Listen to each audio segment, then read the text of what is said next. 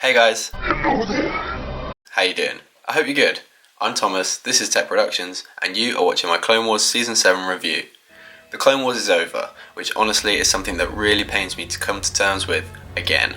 I used to watch episode 3 so much that when I got the DVD, it wore the disc out, so when I heard there was going to be a movie and series based on the events between episode 2 and 3, I was ecstatic. I was 12 years old, my mum took me to see it, and I remember being wowed by the ATT walking vertically up the mountain on Teth. To coincide with the movie being released, the Daily Mail newspaper was giving away free LEGO Star Wars polybags. I got them all, and it kick-started me really getting into LEGO Star Wars. I remember being 14 and going to do my paper round on a Sunday morning and getting back in time for the new episodes to air on Cartoon Network. I was so excited when I heard Disney was taking over Lucasfilm, but that quickly changed when I found out that they would be axing the Clone Wars halfway through production of Season 6. I was gutted for it all to be over so abruptly. It really was hard for me to take. The lost missions were never aired or available in the UK, which left a sour taste. It sounds stupid, but I could never get into Rebels because I felt like it was trying to replace the Clone Wars, and I think that's why I fell out of love with making YouTube videos and slowed down collecting LEGO, to be honest.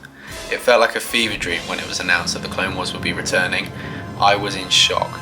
I couldn't believe it at first. I was so happy that the show was getting a fitting ending. I digress. Basically, what I'm trying to get across is the Clone Wars has been a huge part of my life. So, Season 7, the Bad Batch arc. Across 4 episodes, we get introduced to Clone Force 99, a nod to the malformed Clone 99 that we see in the Kamino arc from Season 3, or as they're more commonly known, the Bad Batch.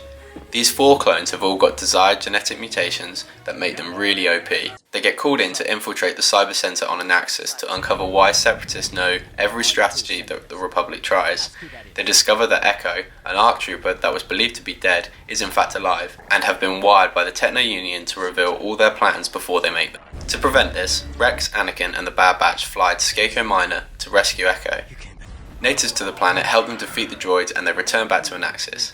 To win back control of the impending threat from the Separatists, the Bad Batch and Co. sneak aboard Admiral Trench's command ship so that Echo can shut down the droids that have invaded the surface that are combating Obi-Wan and Mace Windu. When I started watching, I thought, I've seen this before, and that's because I had, in the unfinished episodes that got released back when the show was cancelled. I think this was a bit of a cop-out to essentially render an already recorded and released arc. Once overlooking that, it didn't really get any better. Firstly, the Bad Batch are so overpowered and for no benefit to the story. We've seen Regs, as they kept referring to the clones, do a lot more daring missions with just as much success. They literally broke out the Citadel. Where were they on that dangerous mission? The whole calling on a native species to save the day is also a very tight plot point for the Clone Wars. I know it's Star Wars, so nobody is ever truly dead, but Echo got blown up, and Trench had tracking torpedoes blown into the bridge of his last ship, not to mention they believed him to be dead before then. These characters shouldn't have been in it. My Season 7 hot take is that Wrecker is the most annoying Star Wars character we've ever had. Certainly worse than Jar Jar. All he does is grunt, shout weird shit, and just generally exists to be annoying. The few positives I could take from this arc were some of the continuous shots when the Bad Batch would enter a building. It felt like you were really amongst the action. Also seeing Anakin edge closer to the dark side when threatening and ultimately killing Trench was cool. The Bad Batch arc, 3.5 out of 10. The second arc of Season 7 sees us pick up with Ahsoka, who previously left the Order after being framed for bombing the Jedi Temple. She crashes her speeder into a mechanic's workshop, convenient, where she meets wannabe pilot Trace and her sketchy older sister Rafa, who takes on a job to reprogram 3 Type 2 load lifters, repurposed demolition droids prone to violence. I bet you can tell where this one's going. A job for some quick cash to pay off lingering debt. One of the droids escapes as Trace removes the restraining bolt. Ahsoka ends up saving Trace, and after morally advising Rafa not to sell the droids, becomes more annoyed when Rafa sold them for double and wins Trace over with some money. The first episode does really well in establishing the 2 new characters, as well as opening Ahsoka's eyes to life in the lower levels of Coruscant, away from Republic and Jedi rule, as well as external opinion of what the Jedi Order has become. Rafa accepts a job running spice from Kessel to the Pikes on Obadiah, and much to her detest, Trace asks Ahsoka to come along. After picking up the spice, Ahsoka and Rafa argue about the morality of the job. When it's suggested that Trace might lose her ship, she gets angry and dumps the spice in hyperspace. This is the second time Trace's stupidity has caused a problem. They tried to trick the Pikes but end up getting captured for not delivering. Whilst in prison, Ahsoka learns why Rafa is hostile to others, and also that the Jedi were responsible for the death of the sister's parents.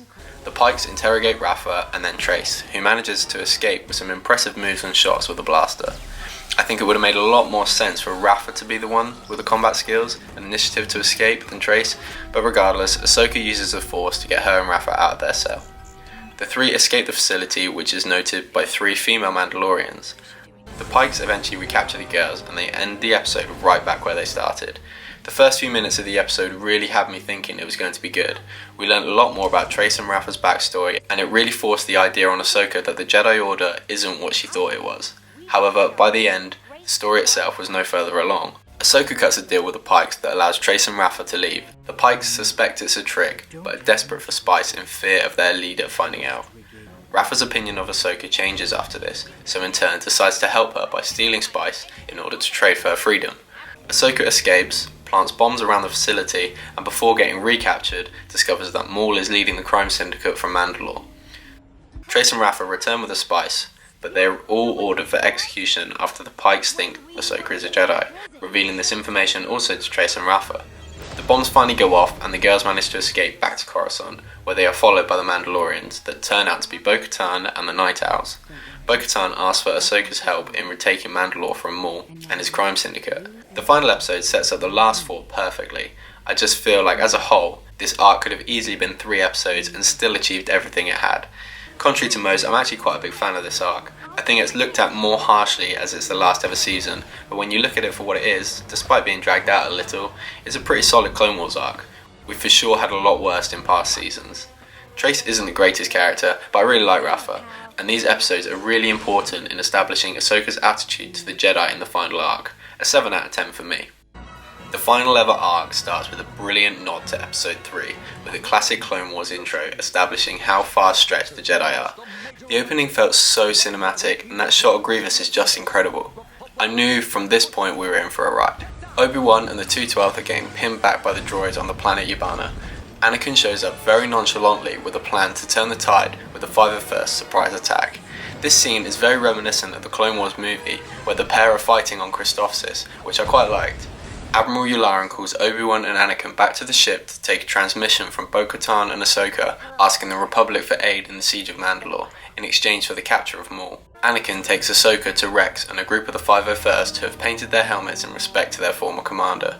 When Obi-Wan readies the ship to leave for Coruscant, Ahsoka makes it aware what she has come to learn, that the Jedi are political pawns and no longer a representation of hope. It is evident from the minute we see Ahsoka just how much she has matured, from her focus to the task when she first interacts with Anakin to her outspoken attitude with Obi-Wan. I feel like Ahsoka is one of the few characters who see and acknowledges everything, and what I mean by that is as a viewer from episode 2 through the Clone Wars into episode 3 and the Mandalore arc, we see the deterioration of the Jedi Order and the corruption in the Senate. Ahsoka is the first real character that sees things how the viewer sees it and addresses it, which I think makes her relatable. A division of the 501st, branded the 332nd, was created and sent to help capture Maul and retake Mandalore. They successfully capture President Armek and get lured by the Super Commandos to the lower level tunnels under the city where Ahsoka meets Maul. Ahsoka's view on the Jedi only worsens when Obi-Wan tells her of Anakin's assignment to spy on the Chancellor. Maul confronts Ahsoka in the throne room and tells about the rise of Darth Sidious. Ahsoka almost teams up with Maul before she believes him to be lying about the future of Anakin as the new Sith apprentice.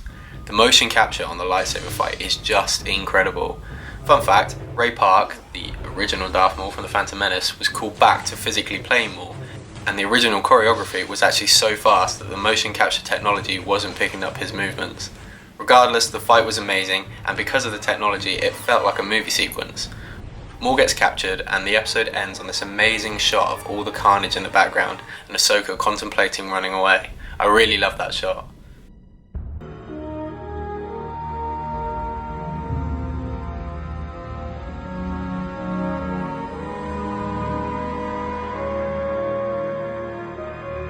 As we head into part 3 of the arc, the music is just incredibly eerie and tense. The slowed down version of The Clones really took me back to the first season and the LEGO Star Wars 3 video game, but at the same time, it lets us know just how far away we are from this in terms of story. We see a scene from episode 3 of Mace Windu, Yoda, Aayla Secura and Ki-Adi-Mundi. I can tell you now, Mace Windu, arsehole of the Jedi Council. Ahsoka captured Maul and he's all, I'm sorry, citizen. These matters are for the council to discuss. Get your head out your ass. I now thoroughly enjoy seeing his obnoxious ass fly through the Coruscant night sky. Ahsoka, Rex and the 332nd escort Maul back to Coruscant. Ahsoka and Rex have a touching moment before both her and Maul sense Anakin's last steps in being turned to the dark side. Rex gets Order 66 and you can see the confusion and inner turmoil he's having in going through with it.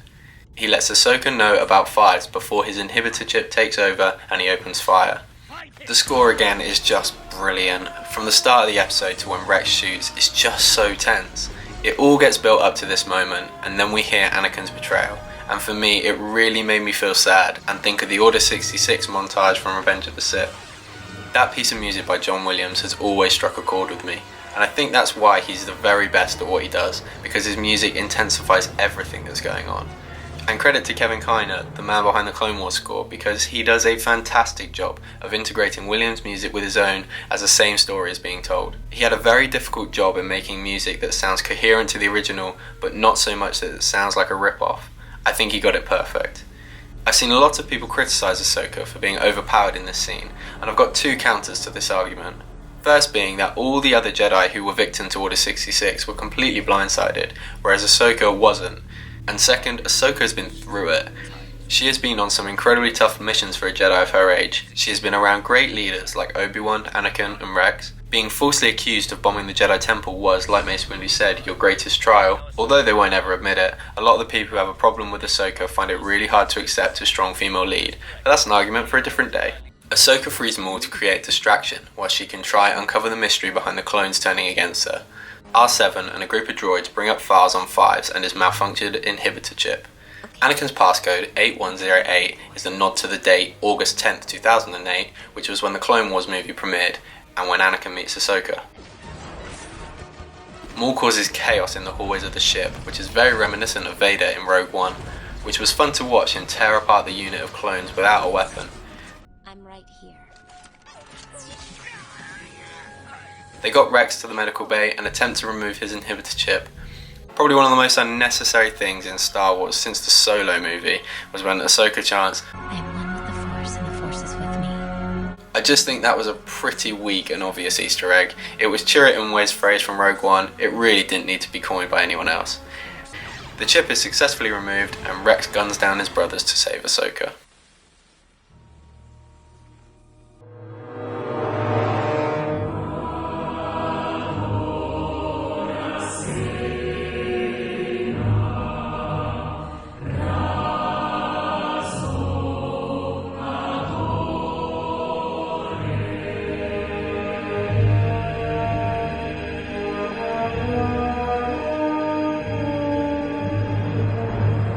The last episode starts with a victory and death tune which is so epic and heavy and establishes the weight of what's going on as the camera shows the Venator flying through hyperspace.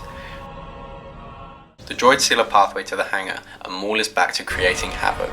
He makes his way to the hyperspace generators and completely tears them apart. The ship exits hyperspace and gets caught in the gravitational pull of the moon. The droids unlock a shuttle only to find the clones waiting for them. Possibly Ahsoka's defining moment in the whole of the Clone Wars is when she insists on not wanting to hurt or be the one to kill the clones, despite them wanting to kill her. Even Rex finds it hard to understand. Despite all the adversities, being hunted for game back in Season 3, the accusations, wrongly being expelled from the Jedi Order, taking crap talk from Mace Windu, she still, whilst all the other Jedi do not, stands by the Jedi Code. She's the only person who above everything adheres to the ways of the Jedi. And Mace Windu had the audacity to call her citizen. Sorry, I'm gonna let it go now. At this moment, I realised just how great of a character Ahsoka is. She started off as a bratty, annoying kid, but grew into the most noble of Jedi. I wasn't a fan of her at first, but I think she has one of the best, if not the best character development in all of Star Wars, and George Lucas and Dave Filoni have told her story brilliantly. Their plan to escape on the last shuttle is foiled when Maul beats them to the ship. Ahsoka tries to stop the shuttle from leaving, but Rex can't hold off the clones and Maul escapes. They make their way to the lower hangar. Rex boards a Y-wing and manages to catch Ahsoka before the ship crashes into the surface of the moon. They bury the clones and Ahsoka drops her lightsaber, like she's leaving all of this behind. Fast forward some time and we see the Empire searching the wreckage. An Imperial shuttle lands and out walks Vader. He goes straight to the wreckage and picks up Ahsoka's lightsaber, where an owl is circling. I'm currently re-watching Rebels, so I'm not 100% sure of the significance of the owl, but I know it's to do with Ahsoka. What I do know is that the final shot of the 332nd Trooper's helmet cuts, and the credits start rolling. My heart absolutely sunk. When I first watched that, I just stared at my TV screen for a good half hour, thinking about just how much of an impact the Clone Wars has had on my life 12 years on. The final arc I honestly do believe is the best arc in the Clone Wars. It's a 9 out of 10 for me. The couple of small gripes that I mentioned, as well as I suppose the biggest issue, is that we know that Ahsoka, Rex and Maul all live as they appear in Rebels. I can't begin to imagine just how on edge I'd have been watching that Ahsoka Maul fight, knowing or not knowing their fate. I do strongly believe that Ahsoka would have died had the Clone Wars been concluded before Rebels, and had George Lucas still been more involved, because at that point in which the Clone Wars TV show was cancelled, it made a lot of sense for her to be alive. The show is her story, so I'm glad they concluded it with her and Rex. The first 4 episodes felt very disjointed from the last 8.